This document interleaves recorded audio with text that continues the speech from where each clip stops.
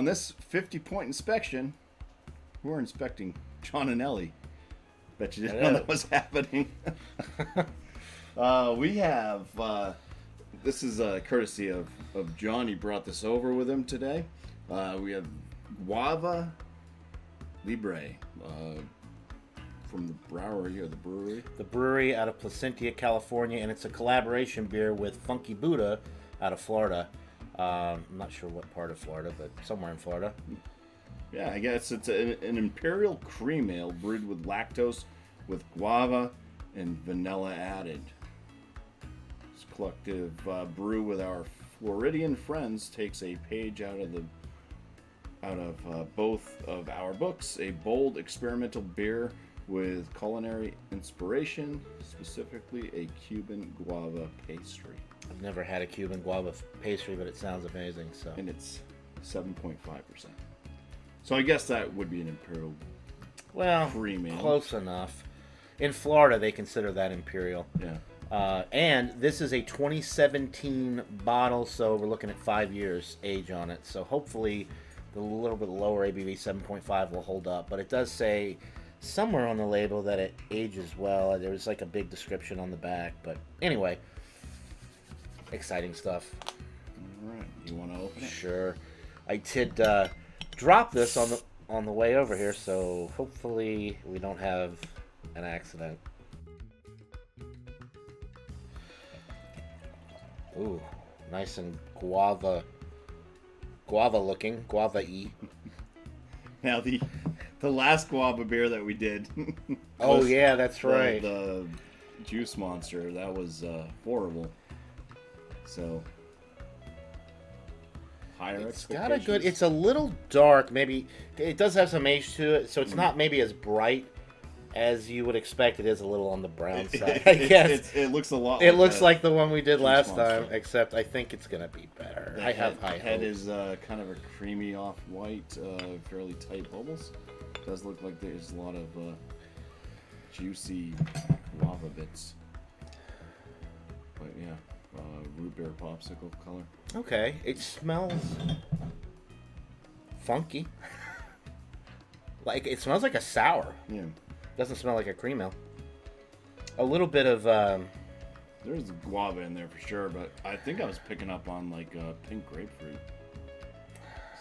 Yeah, there's a sour note in there, like a. I would go with sour grapefruit, like a. Well, I think all grapefruit's kind of tart. Well, that's why you add the sugar. Yeah, that's true. But with grapefruit, it's almost more bitter. That's why you add the sugar to counteract that. But yeah, it smells good. I'm getting a little of the vanilla, definitely the guava. And it has a funky sour, like lactobacillus type thing. And maybe because it is older, that has been taken to the next level because it's been sitting around for 5 years. Yeah, I'd say the sweetness where the pastry comes in, that is that vanilla note. It smells good. That's pretty much all I'm getting. No alcohol or anything like that on the nose. So fruity, little, lactobacillic note, and the vanilla. I guess we're going to share the microphone a little bit more. Just sure. I don't want to hog the mic. Cheers.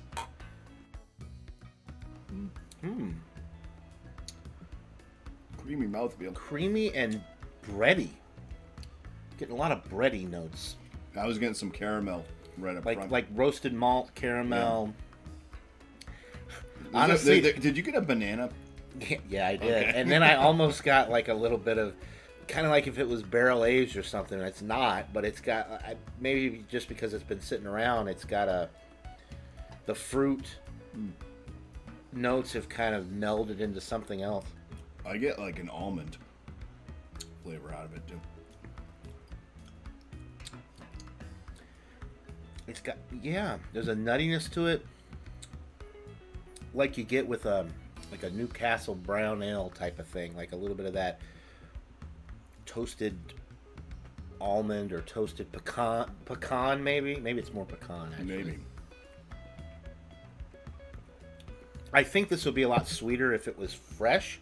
I feel like the guava flavors are in the background, like they faded a little bit. because guava is very distinct. Yeah. I think the first kind of note I got, I mean, there is guava. It's there. It's up front, but it is kind of down. Because the biggest I think the sweetness part of it punch is kind of faded. fruit I got was that banana note at the finish. There is a banana note, which I like. It's interesting because that's not something I was expecting. Maybe the aged guava with the vanilla lactose thing kind of creates that banana note, because I don't know what else it would be. The yeast. Oh, well, yeah, I guess. It does have that funkiness to it, so like like some type of Belgian yeast. Belgian yeast, yeah. Carbonation. Carbonation's actually nice. I would say kind of on the lower end of medium. It's kind of a nice little prickly. Yeah, it's small carbonation, prickly bubble. Yeah. But mouthfeel in this is, I'd say, it's medium. It's got like a medium body to me, but it's very, very creamy. I'm gonna be honest. I was not. So when we poured it up, based off of the appearance, I thought it was going to be very similar to that monster, to that crap beer that we had the last time. I mean, it wasn't terrible, but it was obviously past its prime. This one is surprisingly good. I think I have one left. Oh, of the other one? Well, you can maybe. Yeah. I might have dumped it. I don't know. You can give it to Tanner the next time you see him. I like this. So the lactose, the vanilla is kind of held up. It has that really nice creamy mouthfeel. For whatever reason, I don't know if it's because the fruit has faded a little bit or what, but the malt character, the bready caramel, almost to the point of toffee. Not quite as rich as toffee, but there's a very nice caramel note in the middle of the sip with this, and then it finishes like creamy and smooth. Cowtails.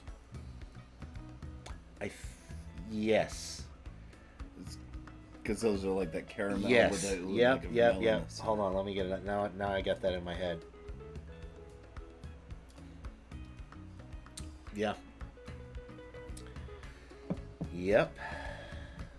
What's the other one? Is it Toblerone or Toblerone? And aren't those chocolates? Those are maybe the chocolates. There's another. They look like Egyptian. You know what though? Maybe it is. I think it is the Cowtails I'm thinking of. The long white wrapper kind of. Yeah. Slim Jim looking. Yeah. Container. Okay. So yeah, that Cowtail thing is definitely there. The banana note, the more I sip on it, kind of fades, and the guava. It comes up if you belch, though. The banana. The banana. Regurgitated banana.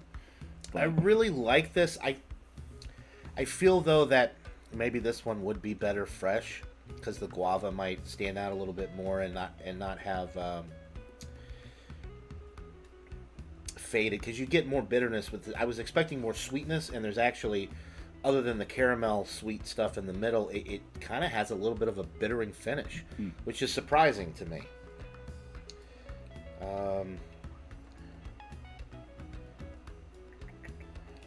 do you want to do the? Yeah, let's do the inspection. I'm sorry. Yeah, no problem. You edit these, so you can yeah. fast forward through all my.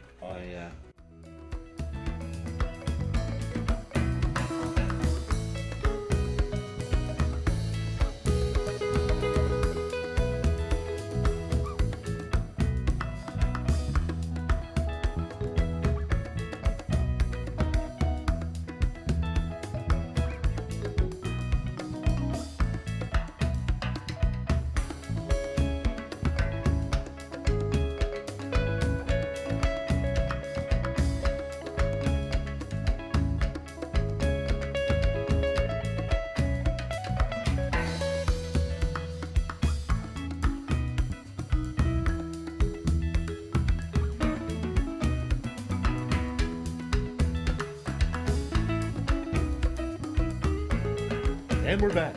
All right. So we have our scores, and we actually scored it exactly the same. So for the appearance, we both went with a 4 out of 6. A little to be desired. With it would probably be more orange if it was fresh. Definitely has that muddy water appearance, which is not the best. If you want to tackle what we gave for the aromas. Yeah, so for the aroma, the malt, I gave it 3 out of 3 for the malt, because it's more malty now probably than if it was fresh. There's a caramel almost bordering on toffee-like aroma. The hops, 2 out of 3. There's still some hop character there, but it's obviously faded a little bit. And I wouldn't say that it's musty like you get with some faded hops, but it's definitely muted. Knowing that this is 5 years old, there's lacking in the hop department. And the other, 3 out of 4, because the guava has faded a little bit, and I feel like the guava's a little muted, and if it was fresh, it would be more prevalent on the nose. So 3 out of 4 for that. And then we went with the flavor. Well, the aroma total score would be 8 out of 10. 8 out of 10, sorry. And then flavor. Flavor of the malt, it's definitely got the malt going for it. Get the 4 out of 4 caramel, for that, because type notes, breadiness, all that. Decent 4 out of 4 for the malts. The hops, once again, they play like there's a little bitterness on the tail end. They don't distract from what's kind of going on, I guess, with the guava, but that's the thing is, the guava has kind of it's hardly there in the flavor factor. So I think adding that into the hops as well, we'll give it a 3 out of 4.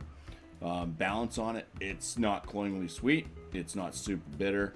For what it is, going for some type of pastry beer, it's a cream ale. 5 out of 5 for the balance. Carbonation, it's good carbonation, 3 out of 3. And the aftertaste, it's got a decent aftertaste, nothing bad about it. I think it lost the point just because it's not quite as vibrant as it could have been, and I think that's probably from kind of just. I think the aftertaste, it's just a bit on the dull side afterwards. Yeah, you get all the flavors, but you don't have any like guava or anything really lingering on besides like maybe a little bit of that nuttiness and caramel type flavor for me, anyways. And then if you belch, the banana comes back up. But yeah, 2 out of 3 for that. So a total of 17 out of 19 for the flavors. The body. So the body, 5 out of 5 for the body, because it definitely has the creamy mouthfeel. The vanilla's coming through a little bit, and the fruit is there as well. So like fruit, pulpy, creamy, all of that is there. The only thing is the flavor of the guava has subsided a little bit, but the body is spot on. So 5 out of 5. And for our overall, I think fresher this would have been better, but it's still a good drinker. We were at an 8 out of 10 for the overall feel of this beer, and then you add all the scores together, and we end up having a BuMpy and a John Anile. BuMpy-isms, a BuMpy-isms 42 out of 50, which lands us as a very good beer. So good stuff. BuMpy and John Anile, we do want to appreciate you for watching. There it is. Good stuff. And there will be a link.